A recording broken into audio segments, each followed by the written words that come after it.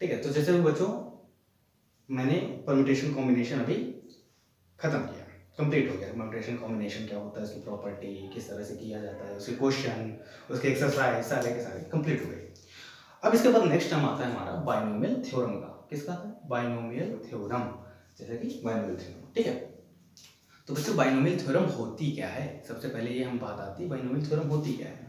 तो binomial theorem बच्चों होती है जैसे अगर हम इस चीज को किसी दो पार्ट में डिवाइड करते हैं, by polynomial, by polynomial. तो बच्चों बाई का मतलब होता है क्या? टू, और नोमियल का मतलब होता है बेटा टर्म्स। क्या होता है? टर्म्स। और थ्योरम मतलब two terms theorem, two terms theorem. ठीक है, अब देखो बाइनोमियल ये कह लो टू टर्म्स, मतलब टर्म्स को हम क्या करते हैं पहले वेरिएबल में, टू वेरिएबल थ्योरम। ठीक है, यह कोई भी algebraic expression which contains two dissimilar terms is called binomial expression। जैसे कि सपोज लिखा हो x square y plus y x square, suppose बच्चों ये लिखा हुआ है, तो क्या ये इसको कहोगे बाइनोमियल थ्योरम है? इसको कहोगे? नहीं भैया, ये नहीं कहा जाएगा। क्यों? एक्स स्क्वायर, ये एक्स स्क्वायर, ये y, तो बेटा ये तो क्या हो गया? 2x स्क्वायर वाई, ये तो ये हो गया ना। बट अगर हम लिख दें x square y plus x square y, तो बच्चों ये क्या हो गया? ये है, ये बाइनोमियल एक्सप्रेशन है। देखो टू वेरिएबल है, एक्स और y two variable, two terms है, ठीक। तो बाइनोमियल थ्योरम ऐसे है। ठीक है, लेकिन अब ये बात तो समझ गए कि बाइनोमियल थ्योरम क्या है, ये हमने समझ लिया। अब लेकिन बात आती है बाइनोमियल थ्योरम आई कहाँ से, ये भी तो समझना पड़ेगा ना हमें। तो बाइनोमियल थ्योरम आई कहाँ से? तो बाइनोमियल थ्योरम हमारी कैसे है? देखो सपोज दैट कोई एक्सप्रेशन लिखा हुआ है x प्लस वाई, ये लिखा हुआ है, टू टर्म्स हैं और टू वेरिएबल है। बात समझ में आ रही? टू टर्म्स हैं और टू वेरिएबल है, तो x प्लस वाई। अब बेटा इसकी पावर अगर जीरो कर देंगे तो इसकी वैल्यू क्या हो जाएगी? 1। ये तो बात समझ में आती है ना, किसी की भी पावर जीरो हो उसकी वैल्यू होती है 1। ठीक, अब अगर x प्लस वाई की पावर 1 हो बच्चों, तो इसकी वैल्यू क्या हो जाती है? ये इसकी वैल्यू हो जाएगी x प्लस वाई, इसकी सिंपल x प्लस वाई। ठीक, अब बच्चों और आगे बढ़ते हैं, 2, तो बच्चों ये क्या हो जाता है? x square plus 2xy plus y square. और बच्चों x प्लस वाई की पावर अगर बच्चों 3 हो तो x cube plus 3x square y plus 3xy square plus y cube. बच्चों ये हो गया। ठीक, अगर इसके आगे बढ़ते हैं, जैसे ही बढ़ते हैं x प्लस वाई की पावर 4 करते हैं, जैसे ही हमारे लिए प्रॉब्लम आनी स्टार्ट हो जाती है, ऐसे लिख सकते हैं। और अच्छे इसकी पावर बढ़ा देते हैं, x प्लस वाई की पावर बढ़, अच्छा प्रॉब्लम आनी स्टार्ट हो गई। अब अगर इसकी पावर 21 हो, x की पावर 35 हो, कैसे करोगे? कैसे करोगे? इस वजह से बाइनोमियल थ्योरम आई, इसी वजह से इस तरह के एक्सप्रेशन को सॉल्व करने के लिए, यानी कि पावर, यानी कि n की वैल्यू कहां से स्टार्ट हुई? 0 से 1 2 3 ऐसे स्टार्ट हुई। अगर n की वैल्यू बढ़ती जाएगी तो हमारी प्रॉब्लम बढ़ती जाएगी ना। इस वजह से हमने बाइनोमियल थ्योरम जनरेट हुई, इस वजह से बाइनोमियल थ्योरम बनी। ठीक है, बाइनोमियल थ्योरम समझने के पहले हम बाइनोमियल थ्योरम समझने से पहले एक चीज पढ़ेंगे, क्या? पास्कल्स ट्रायंगल पढ़ेंगे। क्या पढ़ेंगे? पास्कल ट्रायंगल क्या होता है। ओके, तो इसको थोड़ा सा हम रफ करते हैं। ओके, अब देखते हैं हमने क्या बोला, पास्कल थ्योरम, पास्कल ट्रायंगल। अब देखो कैसे करेंगे। देखो एंड एक्स, यहाँ पर क्या हुआ? n, यानी कि वैल्यू ऑफ n, n की वैल्यू बढ़ रही थी ना वहां पर, तो वैल्यू ऑफ n। उसके बाद ये कोफिशिएंट, ठीक, कोफिशिएंट। अब अगर बच्चों n की वैल्यू 0 तो कोफिशिएंट क्या होगा? 1। n की वैल्यू 1, कोफिशिएंट कितने होंगे? 1 और 1। ठीक है बेटा, n की वैल्यू 2 तो कोफिशिएंट 1 2 1। ठीक, n की वैल्यू 3 तो कोफिशिएंट 3 1 3 1। अगर बच्चों n की वैल्यू 4 है तो कोफिशिएंट कैसे करोगे? 1 4 फिर 6 फिर 4 फिर 1। अगर n की वैल्यू बेटा 5 तो कैसे करोगे? 1 5 10 फिर 10 फिर 5 एंड 1। ये आएगा ऐसे, देखो अगर यहाँ पर अगर x प्लस वाई की पावर 0 हो तो 1 आता है ना, तो कोफिशिएंट क्या है 1 है। अगर इसके x की पावर 0 हो यहाँ पर, यानी कि ये कह लो x की पावर 0 हो या इसकी मल्टीप्लिकेशन में कौन सा नंबर हो 1 होगा ना, तो एक्सप्रेशन कैसे बनता है, कोई भी अलजेब्रिक एक्सप्रेशन कैसे बनता है, ये ऐसे बनता है कोफिशिएंट इनटू वेरिएबल एंड क्या प्लस माइनस कांस्टेंट, कुछ ऐसा होता है coefficient into variable plus minus constant, ये हमारा अलजेब्रिक एक्सप्रेशन होता है। ठीक, कोफिशिएंट क्या होते हैं, जो वेरिएबल का मल्टीप्लिकेशन में होता है, तो वेरिएबल मल्टीप्लिकेशन क्या है 1 है, तो वह हमने 1 लिख दिया। ठीक, अब x की पावर जैसे बढ़ा दें 1, तो फिर बच्चों इसकी वैल्यू क्या आ जाएगी x प्लस 5। तो बच्चों इसके मल्टीप्लिकेशन में कौन सी वैल्यू 1, इसके मल्टीप्लिकेशन में कौन सी वैल्यू 1। ठीक, तो ये 1 और 1 ही आ गए। फिर पावर 2 कर देंगे तो उसके कोफिशिएंट क्या होंगे 1 2 1। फिर उसके बाद 3 पावर, अगर n की पावर 3 तो कैसे आएंगे, देखो अब 1 और 1 यहाँ से लिख दो, फिर 1 और 2 3, 1 और 2 3, समझ में आ रहा है। फिर 1 और 1 लिख दो, तो 1 और 1 आगे पीछे लिख दो, उसके बाद फिर 3 और 1 4 3 3 6 आ रहा है ना, देखो चीजें आ रही हैं, बड़े आसानी से चीजें आ रही हैं। 4 फिर 1, उसके बाद बच्चों क्या हो रहा है 1 और 1 वैसे लिख देना, उसके बाद देखो 1 प्लस 4 5, 4 प्लस 6 10, 6 प्लस 4 10, 6 प्लस 1 5 1 आ गया ना, आसान है। ठीक है, बस समझना है, समझने के तरीके हैं, कैसे आप समझते हैं, किस तरह समझाया जा रहा है। ठीक है, तो ये क्या है पास्कल ट्राइंगल है, इसको क्या बोलते हैं पास्कल ट्राइंगल। अच्छा, एक हमने परम्यूटेशन कॉम्बिनेशन में टर्म्स पढ़ा था, कुछ याद होगा आप लोगों को, जैसे कि क्या NCR एक टर्म्स पढ़ा था, NCR एक टर्म्स पढ़ा था ना, वो यहाँ पर आएगा। देखो सपोज दैट ये 1 लिखा हुआ है, तो बच्चों ये यहाँ पर क्या आएगा NC0, यहाँ पर टर्म्स क्या आएगा NC0, मतलब ये 1 की इक्वल टू क्या है NC0। और बच्चों देखो यहाँ से ये क्या लिखा हुआ है NC10, और ये क्या लिखा हुआ है NC1। ठीक, यानी कि इंक्रीमेंट ऑर्डर पे n की वैल्यू तो सेम रहेगी, बट r की वैल्यू जो है, r की वैल्यू वो 0 1 2 3 4 ऐसे करके बढ़ती रहेगी। ठीक है, यहाँ पर बच्चों क्या लिखा हुआ है NC0 और NC1 और NC2, सिंपल। फिर ऐसे सेम है जैसे इसको भी कर देंगे NC0 NC1 NC2 NC3, simple. ठीक है, NC0 फिर NC1 फिर NC2 फिर NC3 फिर बच्चों NC4। ठीक है, इसमें बच्चों क्या आएगा NC0 NC1 NC2 NC3 and NC4 and NC5।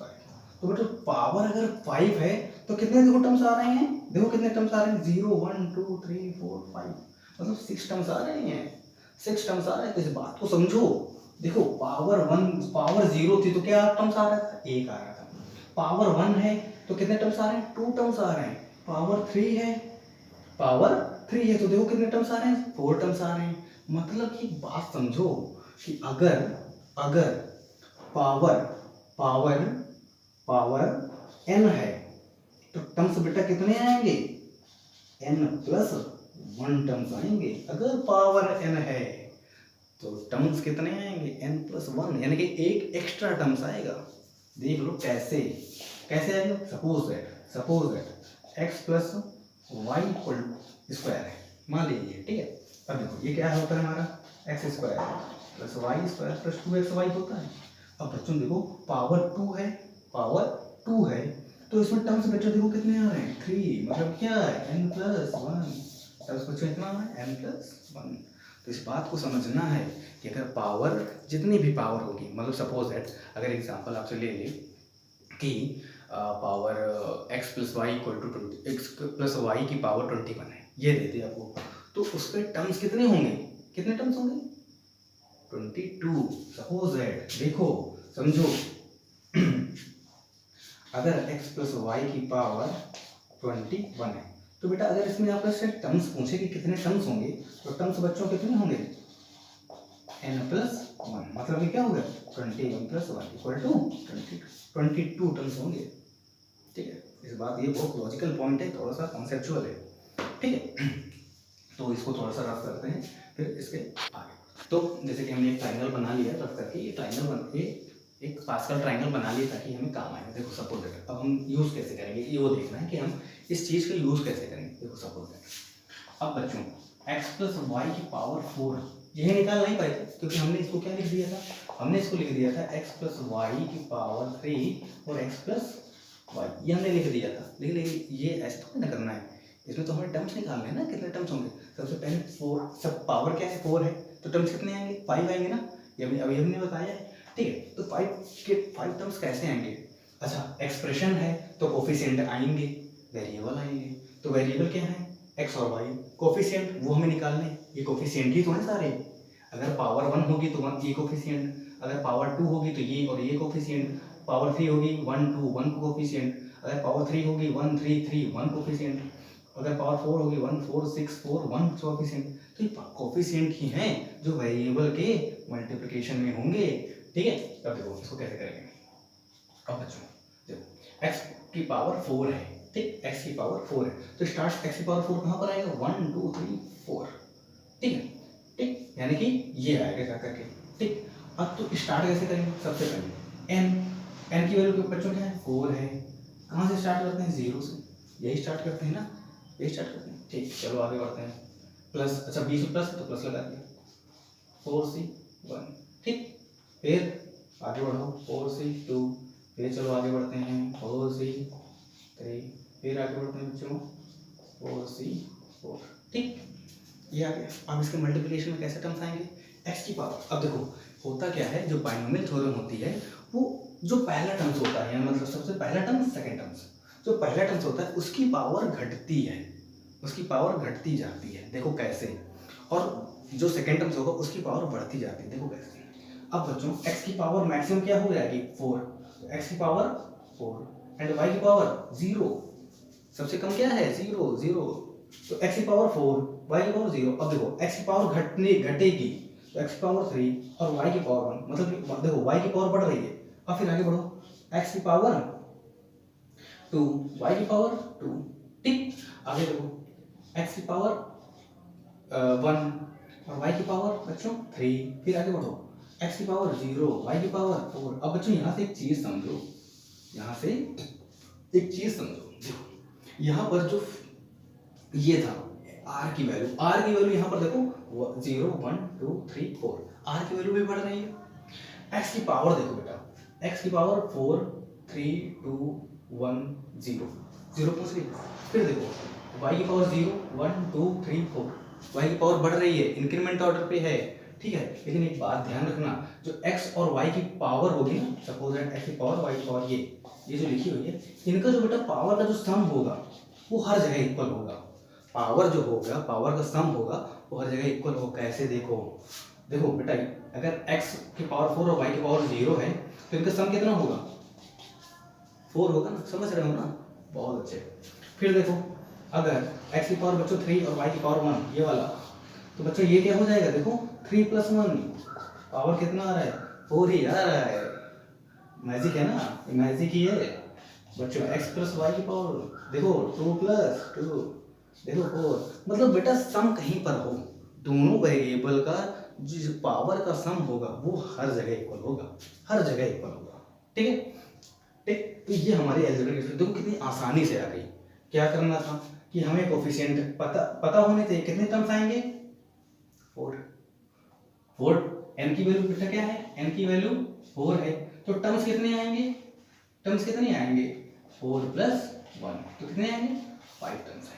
ठीक, टर्म्स आएंगे। तो हमने क्या कहाँ से स्टार्ट किया 0 से, 0 1 2 3 4। अगर बेटा पावर 5 होती तो कहाँ तक जाता, कहाँ तक जाता C5 तक जाता, r की वैल्यू 5 तक जाती, सिंपल। ठीक है, अच्छा ये तो हो गया। ठीक है, समझाने का। अब देखो इसको सॉल्व कैसे होगा। अब बच्चों 4C1, अब देखो इसका कोफिशिएंट में क्या आता है, इसकी वैल्यू ही ये दी हुई है, इस चीज की 4C0 की वैल्यू ही दी हुई है ये, ठीक है, इसकी पावर 1। फिर 4C2 की वैल्यू क्या होगी बेटा, ये भी वेरिएबल भी लिख दो, ठीक है। फिर इसकी पावर बेटा ये 4C1 की वैल्यू क्या होगी, 4x³ y1, ठीक है। अब देखो 4C2 की वैल्यू बच्चों वैल्यू क्या होगी +6, ठीक है। अब बच्चों देखो 4C3 की वैल्यू क्या होगी, 4 है, 4 लिख दो, उसमें क्या है। फिर बच्चों 4C4 की वैल्यू बेटा क्या होगी, 1।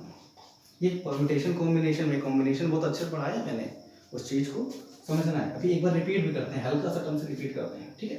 1 × x⁴ y⁴, ठीक है। अब देखो कैसे लिख दोगे, अब बेटा y⁴ 0 तो उसकी वैल्यू होती है 1, ठीक। अब देखो इसमें 4x³ y, ठीक है, 6x² y², ठीक है, 4xy³, ठीक है, प्लस। अब देखो बेटा यहाँ पर एक बात नोटिस करो, x की पावर 4 थी, फिर 3 हुई, फिर 2 हुई, फिर 1 हुई, फिर 0 हुई। y की पावर 0 है, 1 है, 2 है, 3 है, 4 है, ठीक। ये बात समझ में आ गई, इंक्रीमेंट ऑर्डर डिक्रीमेंट ऑर्डर। अच्छा देखो हम क्या कह रहे थे, 4C0 की। अब बच्चों 4C0 की वैल्यू दी हुई है, ये इसकी वैल्यू निकालनी, तो बेटा ये होता है 4 factorial upon n minus r, मतलब 4 माइनस 0 फैक्टोरियल और r फैक्टोरियल, यही तो होता है ना, NCR क्या होता है, n factorial upon n minus r factorial और r फैक्टोरियल, सही है ना, सही है, ठीक है। तो बच्चों इसका 4 फैक्टोरियल तो हो जाएगा, और 4 में से 0 घटेगा, 0 ही बचेगा, क्या उसके में। और बेटा 0 फैक्टोरियल की वैल्यू देखो हमेशा 1 होती है, इस बात को थोड़ा सा याद कर लेना है। 0 फैक्टोरियल की वैल्यू 0 मत लिख देना, 0 फैक्टोरियल की वैल्यू होती है 1, ठीक है। और 1 फैक्टोरियल की वैल्यू भी 1 होती है, 0 फैक्टोरियल की वैल्यू भी 1 होती है, और 1 फैक्टोरियल की वैल्यू भी 1 होती है, ठीक है। और इसकी वैल्यू 1, तो बेटा 4 फैक्टोरियल कैंसिल, बचा कितना 1/1 इक्वल टू, ठीक, ऐसे करके ये आ जाता है, ठीक है। तो अब थोड़ा सा इसको रफ करते हैं और फिर इसको कंटिन्यू करते हैं, ठीक। तो बच्चों हमने अभी क्या पढ़ा, हमने अभी पढ़ा कि x + y की पावर 4 हो, x + y की पावर 4 हो तो कैसे करते हैं, क्या इसकी वैल्यू क्या है, पावर 4, ठीक है। फिर 4, ओके, फिर क्या आया था, यही आया था ना, x की पावर 3, फिर y प्लस फिर 6 आया था ना, ठीक है, फिर 6x² y², फिर क्या आया था, 4 आया था, भूल जाते हो, प्लस y की पावर 4, ठीक है, ये वाला। फिर बच्चों इसी तरह हम क्या कर लेंगे, x की पावर y की पावर 5 भी कर लेंगे, इसी तरह कर लेंगे, ठीक है।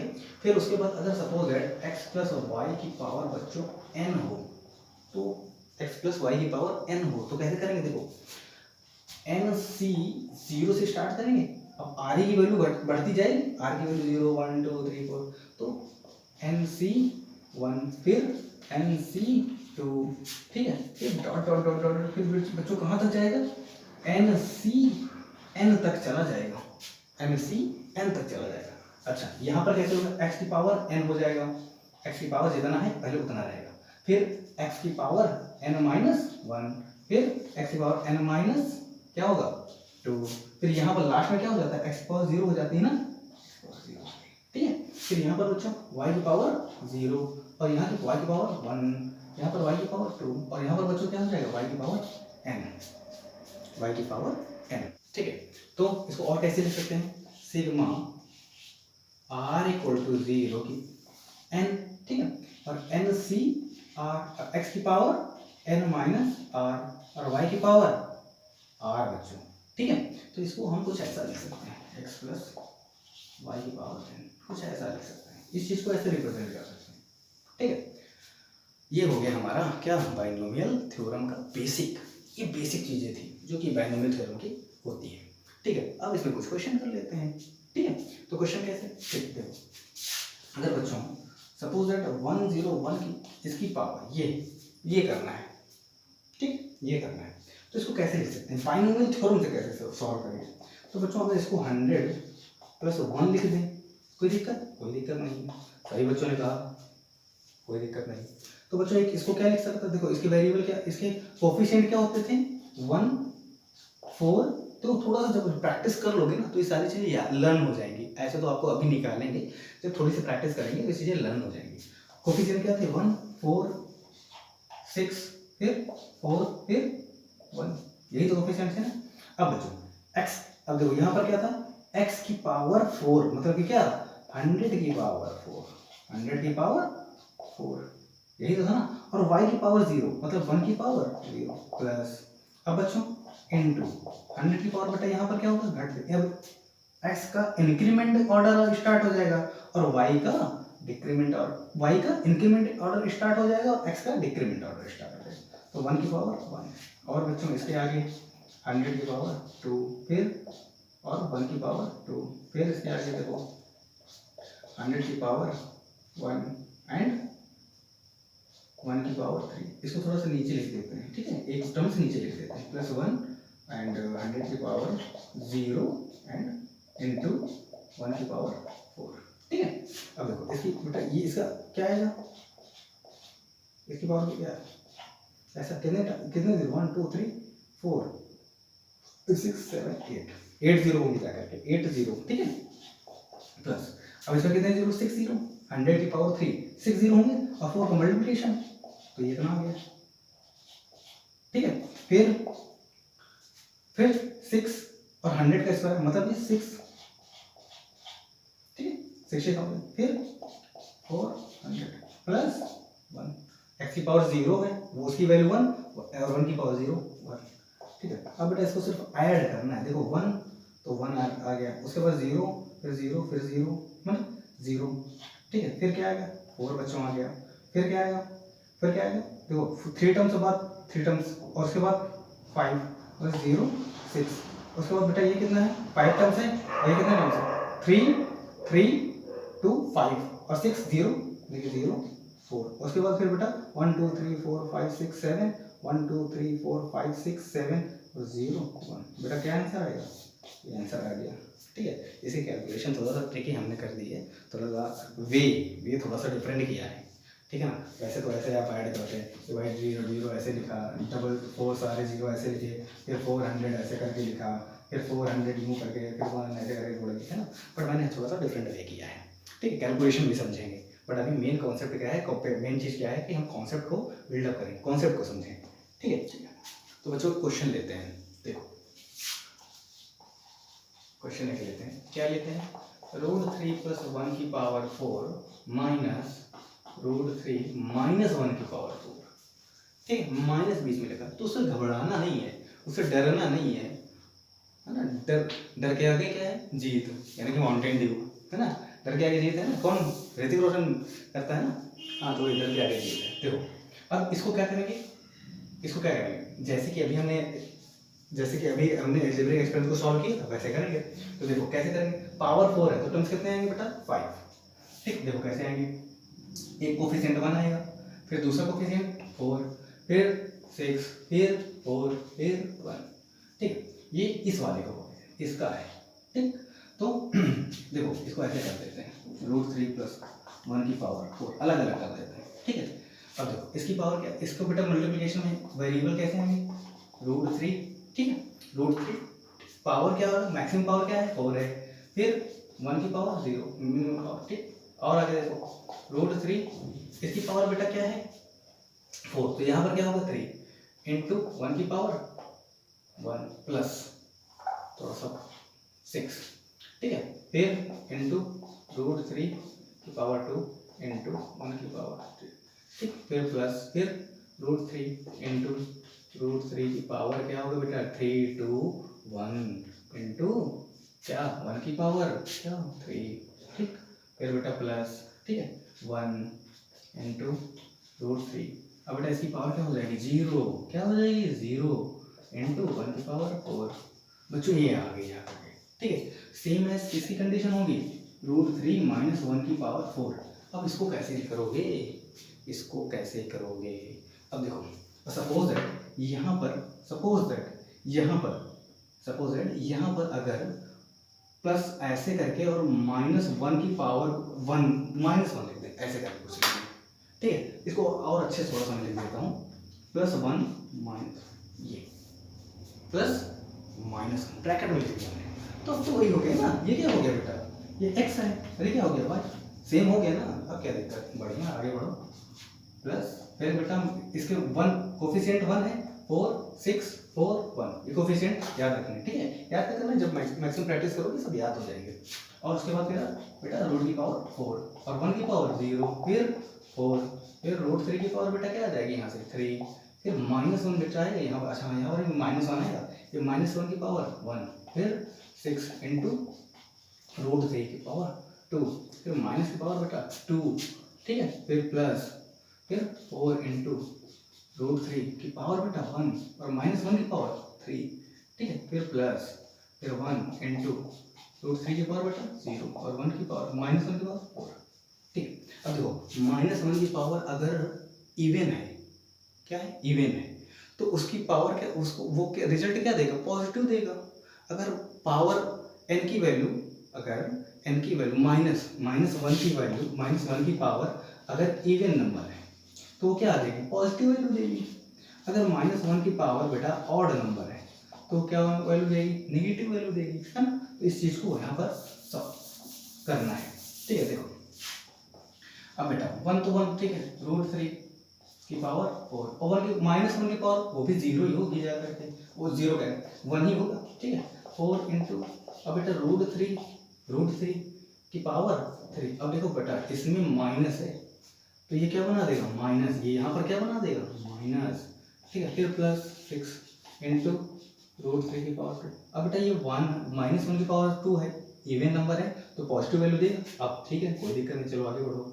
फिर अब बेटा यहाँ पर -1 की पावर 3 है, तो यानी कि ऑड नंबर है, तो क्या रिजल्ट देगा, माइनस देगा, यानी 4 रूट 3 और क्या 1 और 1, ठीक है, मल्टीप्लिकेशन 1 की वैल्यू तो पहले माइनस कर दी ना, तो प्लस, अच्छा इसकी -1 की पावर 4 है तो ये क्या है, ऑड इवन नंबर है तो ये क्या पॉजिटिव वैल्यू देगा, प्लस रूट 3 की पावर 0 कर दो, है ना, ये 1, ठीक, सिंपल ऐसे लिख दो।